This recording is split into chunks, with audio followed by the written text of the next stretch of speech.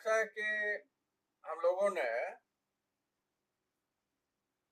हिंदी नाटक का जो इतिहास है, तो काल विभाजन और भारतेंदु हरिश्चंद्र जी को देख लिया। अब अगला युग जो आता है, जैसे कि चर्चा आपसे चले, वो किसका होता है? वो होता है द्विवेदी युगीन नाटक। तो जिसके कालखंड के लिए मैंने आपको बताया था कि 1901 से 1920 तक। फिर जब हम आगे बढ़ते हैं तो 1921 से 1936 तक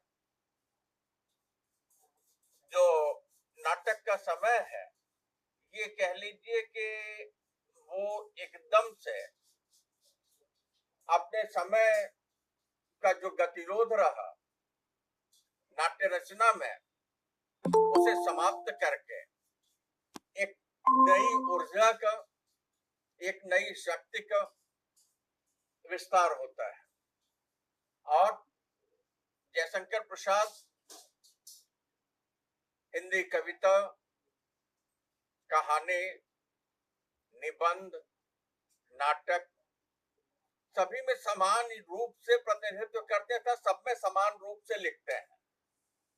इस संदर्भ में डॉक्टर गुलाब राय का प्रसाद जी के संदर्भ में कहना है कि प्रसाद जी स्वयं में एक युग थे।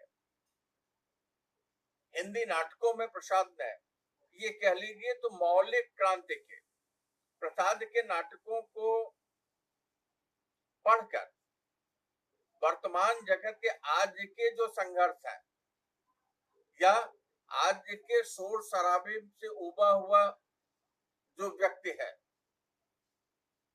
वो करता क्या है? वो दूर हमें अतीत की ओर लेके गया और अतीत में इतिवृत्त भावना का मद और दार्शनिकता का रसायन घोल करके वो समाज को एक ऐसा पौष्टिक अवले, भाषा थोड़ी कठिन हुई, मतलब ये कह लीजिए कि वो हमारे सामने इतिहास, भावना, दर्शन को मिला करके एक नाटक के रूप में ऐसा साधन हमारे सामने रखा जो कि हमारे अंदर एक नई सांस्कृतिक चेतना का विस्तार करता है, विकास करता है, नव चेतना जागृत होती है। यहां अगर हम देखें प्रसाद में, तो गजब का ऐतिहासिक समन्वय दिखाई पड़ता है। प्रसाद के नाटकों को देखते हुए ऐसा लगता है कि जैसे हम इतिहास पढ़ रहे हों, और उनके नाटकों को देखते हुए ऐसा लगता है जैसे हम जीवन जी रहे हैं। तो प्रसाद की जो प्रारंभिक कृतियां हैं, 1910 में सज्जन, 1912 में कल्याणी परिचय, प्रायश्चित, 1913 में करुणालय, 1918 में राजश्री। अगर इन पांचों नाटकों के लिखे जाने के कालखंड की बात करें तो ये द्विवेदी युग, महावीर प्रसाद द्विवेदी का जो नाट्य युग है उसमें समाहित हो जाता है। और प्रसाद के नाटकों में उनका जो परंपरागत स्वरूप है और उनकी जो बदलती हुई प्रयोगवादी नाट्य दृष्टि है, वो हमें दृष्टिगोचर होती है, दिखाई पड़ती है। अब चूंकि प्रसाद के नाट्य लेखन का प्रारंभ होने के कारण प्रसाद के नाटकों का स्वरूप ये कह लें कि अभी स्थिर नहीं हुआ था। प्रसाद जो है वो, हो सकता है ऐसा हम कह सकते हैं कि वो दिशा खोज रहा है, लेकिन उन्होंने जब 1921 में विशाखा लिखा, 22 में अजातशत्रु आता है, 1927 में कामना आता है, जन्मेजय का नागयज्ञ 1926 में, और 1928 में स्कंदगुप्त लिखते हैं, 1930 में एक घूट लिखते हैं, 1931 में चंद्रगुप्त लिखते हैं प्रसाद जी, और 1933 में ध्रुव स्वामिनी लिखी जाती है।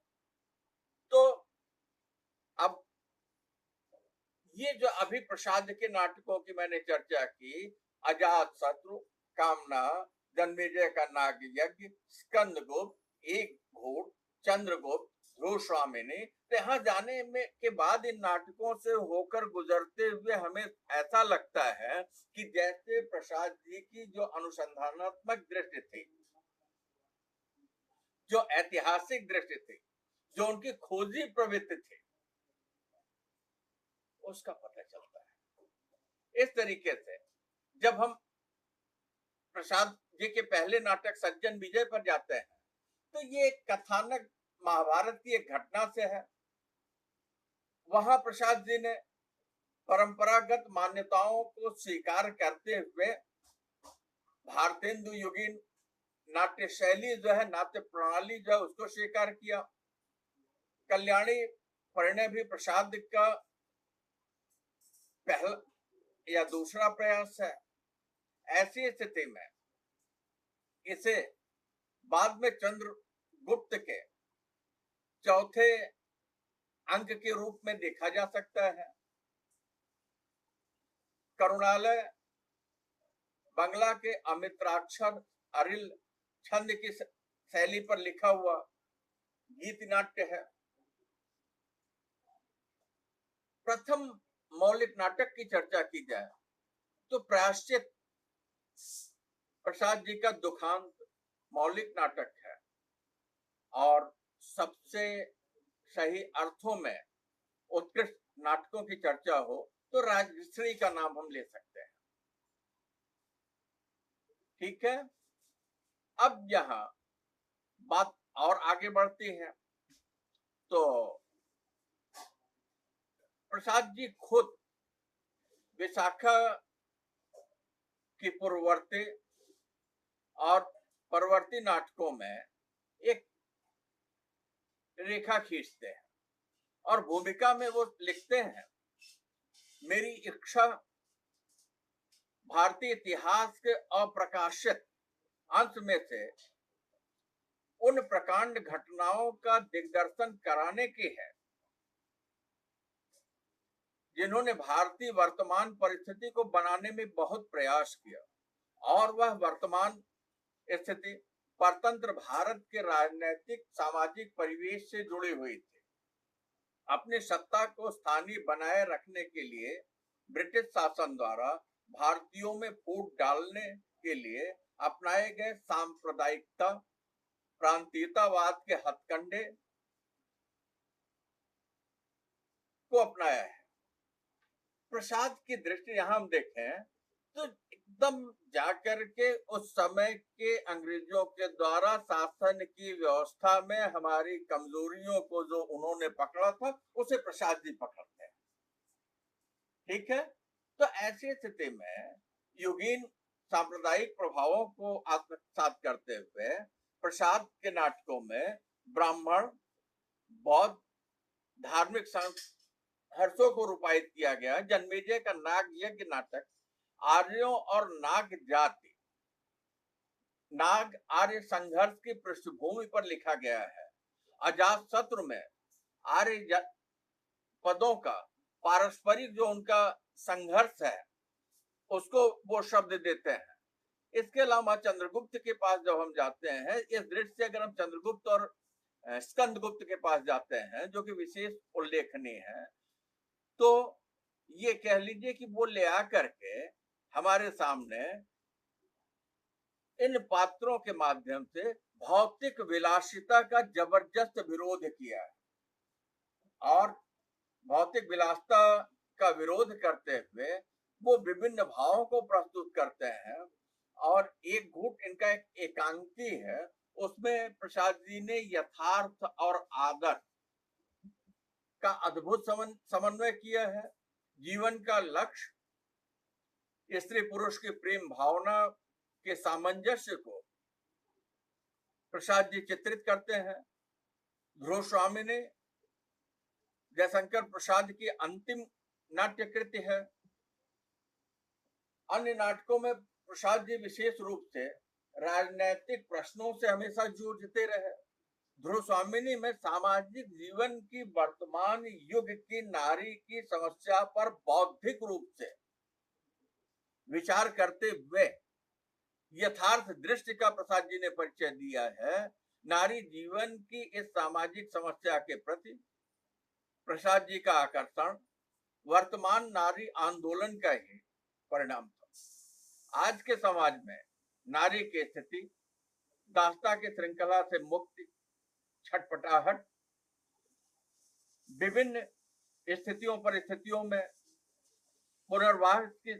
पुनर्विवाह की समस्या को बड़े साहस, बड़े धैर्य, संयम, विचार, चिंतन, मनन के बाद धर्म की पीठिका पर स्थापित करते हैं। एक तरीके से ये कह लीजिए सुलझाने का जबरदस्त प्रयास, समाज को दिखाने की जबरदस्त दृष्टि प्रसाद के इस नाटक में दिखाई पड़ती है। तो प्रसाद ने हिंदी की प्रवाहमय जो धारा थी नाटक की, उसे ले आकर के ये कह लीजिए कि ऐसे मोड़ पर खड़ा कर दिया जो भारतीय संस्कृति के प्रति अगाध श्रद्धा, ममता, अटूट विश्वास रखती हो। उन्हें इस बात पर अटल विश्वास था कि भारतीय संस्कृति ही मानवता का पथ प्रशस्त कर सकती है या मानवता को आगे बढ़ा सकती है। तो प्रसाद के नाटकों में भारतीय संस्कृति के भव्य रूप को बड़ी आराम से राष्ट्रीय आंदोलन के साथ साथ हम देख सकते हैं। भारतेंदु हरिश्चंद्र ने भारतीय संस्कृति की स्मृति की भारत की सोई हुई जनता के हृदय में जो चेतना थी उसे जगाया। तो प्रसाद जी ने उसे जागृत होती हुई चेतना, उसी संस्कृति के उदात्त और मानवीय भावों को संस्कृति के निर्माण में चेतना प्रदान की। लेकिन यहां उन्होंने केवल भारतीय संस्कृति के गौरव गान के लिए ही नाटक लिखे। अगर हम ऐसा सोचें तो यह हमारी सबसे बड़ी भूल है। प्रसाद जी के नाटक समसामयिक होते हुए भी बेटा जीवन के प्रति जरा भी उदासीन नहीं है।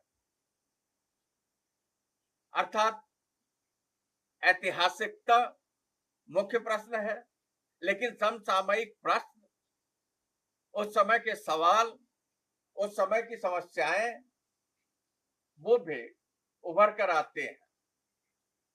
वो प्रत्यक्ष को लेकर मुखर हैं। उनमें लोक संग्रह का प्रयत्न और राष्ट्रीय उद्बोधन की आकांक्षा भी हमें दिखाई पड़ती है, जिस बात का प्रसाद के पूर्व थोड़ा सा अभाव दिखाई पड़ता है, क्योंकि भारतेंदु के समय हिंदी का कोई अपना प्रतिष्ठित रंगमंच नहीं था। संस्कृत और लोक नाटक और पारसी शैली के रंगमंच विभिन्न परंपराओं को यथार्थ कथ्य तथ्य के अनुरूप मोड़ने का स्तुति प्रयास किया।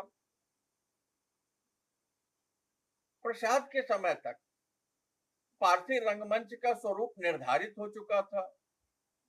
रंगमंच की अतिरंजकता, कुहड़ता, चुलबुले संवाद, शेरो शायरी, चमत्कार, अतिरंजना के घटियापन की प्रक्रिया में प्रसाद ने अपने ऐतिहासिक राष्ट्रीय नाटकों की रचना की, जिसमें दार्शनिकता, इतिहास बोध, सांस्कृतिक दृष्टि, कलात्मकता का बोध, उदात्तता, काव्य में अलंकृत सहज दुरूह भाषा का विन्यास उनकी उपलब्धि थी। फिर भी साहित्यिक और कलात्मक विशेषता होते हुए भी प्रसाद के नाट्य शिल्प हमें अपने से बांधे रखते हैं। ये प्रसाद की ताकत है।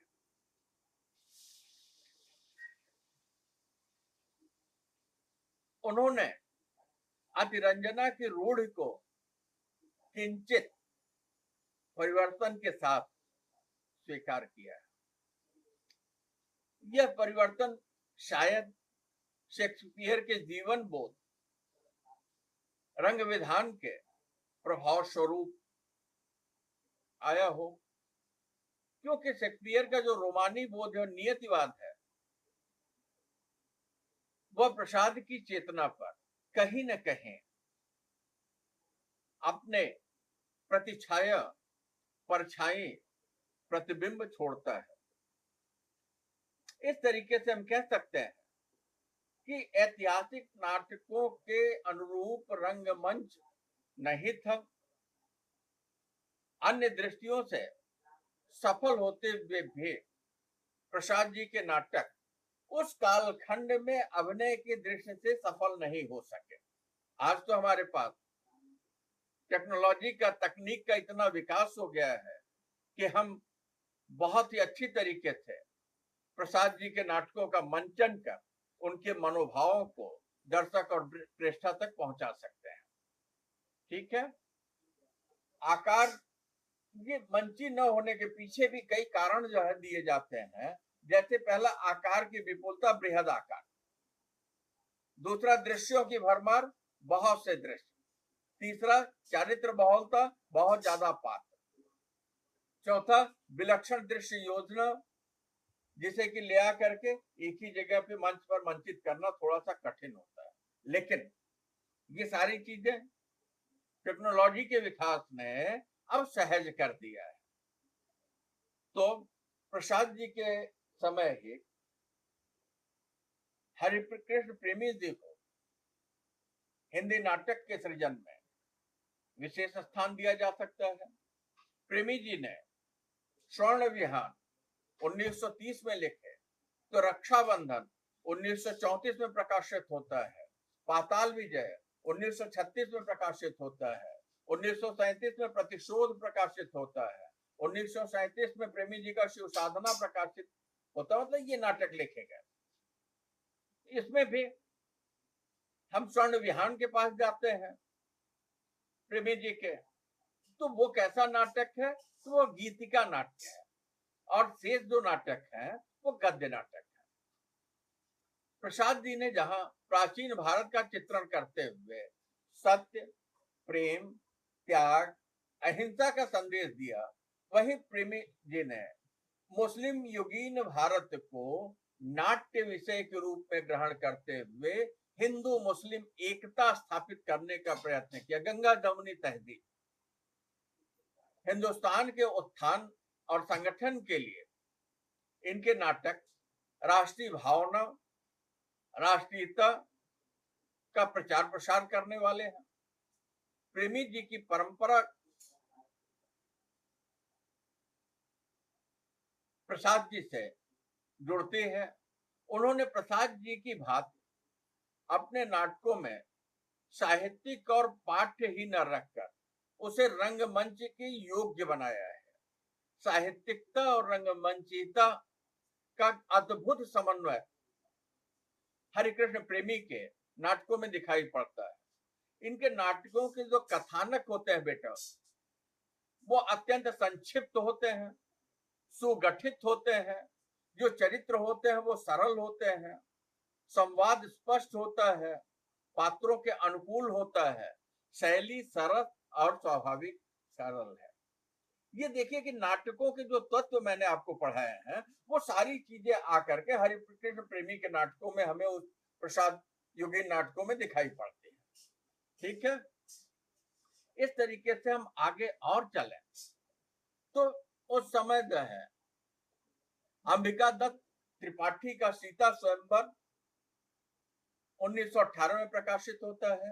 तो रामचरित उपाध्याय का देवी द्रौपदी 1921 में, रामनरेश त्रिपाठी का सुभद्रा 1924 में, जैन 1934 में, गंगा प्रसाद ओझा का सावित्री सत्यवान, फिर गौरी शंकर का अजामिल चरित्र, परिपूर्णानंद वर्मा का अभिमन्यु नाटक, वियोगी हरि का 1935 में छद्म योगिनी, 29 में प्रबुद्ध यामिन तथा यमुनाचार्य चरित्र, जगन्नाथ प्रसाद चतुर्वेदी का तुलसीदास, लक्ष्मी नारायण गर्ग का कृष्णा अवतार, किशोरीलाल गोस्वामी का, किशोरीलाल वाजपेयी का सुदामा, हरिऔध अयोध्या सिंह उपाध्याय हरिऔध का प्रद्युम्न विजय व्यायोग, सेठ गोविंद दास का कर्तव्य। ये राष्ट्रीय चेतना की प्रधानता के कारण धार्मिक नाटकों में भी राष्ट्रीयता का चित्रण करते हैं। नाटकों में अति नाटकी और अति मानवता का क्षरण होता है। प्राचीन रूढ़ियों और मान्यताओं को पूर्ण रूप से हटाने की चेष्टा की गई है। इस प्रकार की रचनाओं में जब हम विचार करते हैं तो नाटककारों ने प्रायः जो कथा वस्तु ली है वो प्राचीन साहित्य से लेकर उसे पुराने ढांचे में नई बुद्धिवादी धारा या विचारधाराओं के अनुसार ढालकर आधुनिक युग की समस्याओं को उसमें फिट किया है या आधुनिक युग की समस्याओं को आवाज दी है। ठीक है, इस तरह हम कह सकते हैं कि प्रसाद युगीन नाटकों में नाटककारों की दृष्टि इतिहास की ओर विशेष रूप से गई, क्योंकि प्रसाद का युग पुनरुत्थान और नवजागरण की प्रवृत्तियों से भरा पड़ा है। अतः जनसाधारण में उनके गौरवपूर्ण इतिहास, उनकी महान संस्कृति की चेतना का संदेश देना इन नाटककारों ने अपना कर्तव्य समझा। समझ में आ रहा है बेटा?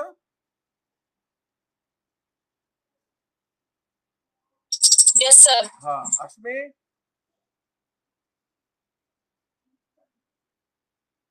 अश्मी अच्छा, हाँ बोलो बेटा, नहीं तो पता लगेगा कि मैं जो ट्रांजिस्टर की तरह पर बोलता चला जा रहा हूँ और आपको समझ में नहीं आया है तो लेक्चर लेना तो बेकार हो जाएगा ना। तो कहते हैं इस तरीके से हाँ, इसी समय गणेश दत्त इंद्र ने महाराणा प्रताप, संग्राम सिंह, भंवरलाल सोनी ने वीर कुमार छत्रसाल, चंद्रराज भंडारी ने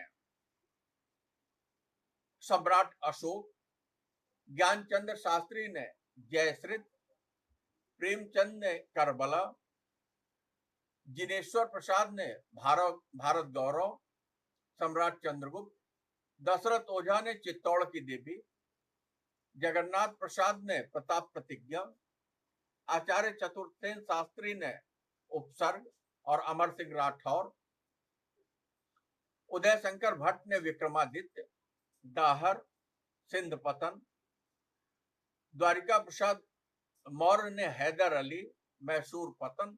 तो यहाँ मतलब बेटा आप लोगों से यही कहना है कि इन नाटककारों ने आदर्श को सामने रखा, स्वाभाविकता जिससे बनी रहे, कल्पना और मनोविज्ञान का भरपूर उपयोग किया, प्राचीन घटनाओं, पुराने चरित्रों को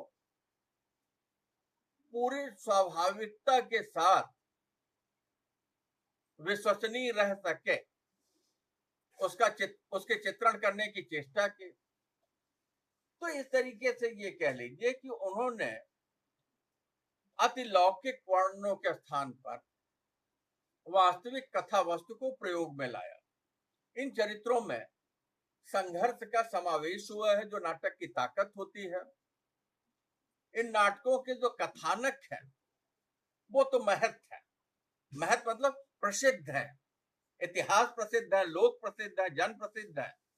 और जहां तक चरित्र की बात है तो प्रसिद्ध कथानक के नाटकों में जो चरित्र आते हैं वो कैसे, वो आदर्शवादी और दार्शनिक है। इनकी दृष्टि जो है, शैली कैसी है, कवित्वपूर्ण है, अतिरंजित है, और इसके अलावा जब हम इन नाटकों के पास जाते हैं तो इनके समय तक पहुंचते पहुंचते नाट्य कला जो है अपने विकास के चरम पर पहुंचने लगी। इस बात को बिना संकोच के हम कह सकते हैं, सुन सकते हैं, समझ सकते हैं। तो इस तरीके से अगर हम इस युग के नाटकों के ऊपर विचार करते हैं तो इस युग में प्रायः श्रृंगार प्रधान नाटकों का ह्रास हो गया, मतलब श्रृंगार प्रधान नाटक नहीं लिखे गए। प्रायः मैं कह रहा हूं, हो सकता है अपवाद में कहीं कुछ मिल जाए। बात और आगे बढ़ती है तो अगर हम विचार करें तो पता चलेगा कि इस समय जो श्रृंगार प्रधान जो कुछ नाटक मिलते भी हैं वहां भी किसी न किसी समस्या को लेकर के लिखा गया है और समस्या के ऊपर प्रहार करते हुए लिखा गया है। तो इस तरीके से हम अगर ध्यान दें तो उसमें अर्थ की गंभीरता छिपी हुई। इसका मतलब कि कहीं भी इनकी दृष्टि जो है दाएं बाएं नहीं है, बल्कि चीजों को लेकर के, चाहे वो श्रृंगार की बात करें, इतिहास की बात करें, धर्म की बात करें, समाज की बात करें, लेकिन सामाजिक विसंगतियों का सुधार और समसामयिकता से जोड़ देना, ये जो है इनकी ताकत है। इस समय जो हास्य व्यंग भी लिखे गए, हास्य व्यंग प्रधान नाटकों में जेपी श्रीवास्तव का दुमदार आदमी, गड़बड़ झाला, नाक में दर्द, जवानी बनाम बुढ़ापा, उर्फ मियाँ का जूता मियाँ का सर, 1919 में लिखा गया। तो 26 में भूल चूक,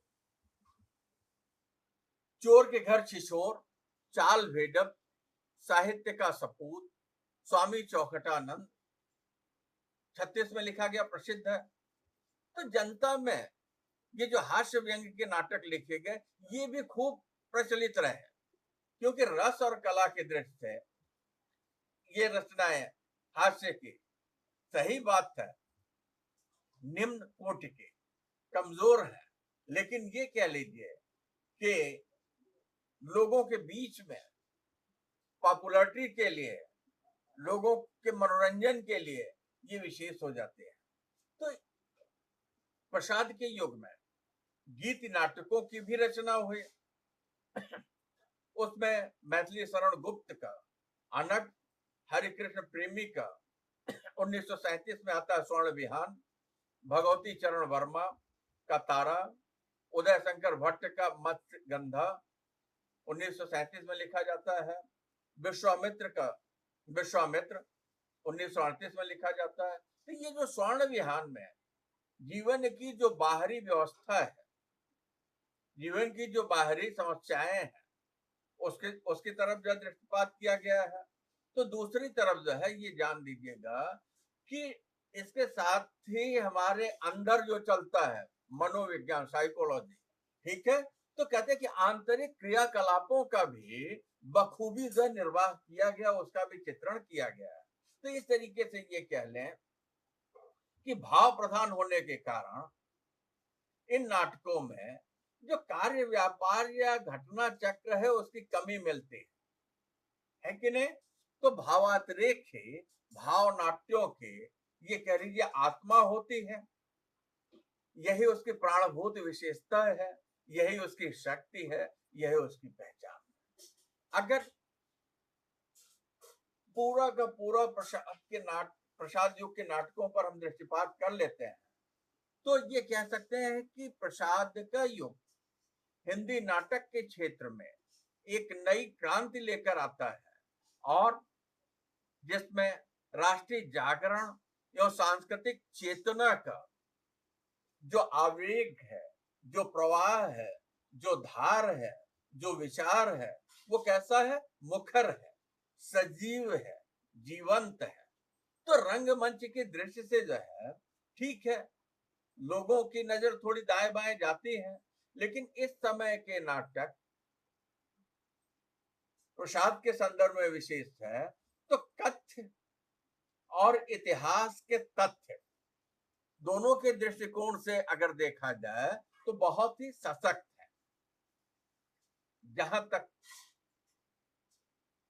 आम जनता तक लोगों की समस्याओं, तात्कालिक समस्याओं, देश की समस्याओं की ओर जो है इस समय खूब लिखे गए नाटक, जिनमें आदर्श का स्वर भी प्रमुख रहा है, फिर भी इतिहास के माध्यम से प्रसाद और प्रसाद युग या प्रसाद मंडल के नाटककारों ने अपने युग की यथार्थ समस्याओं को हमारे सामने अंकित किया है।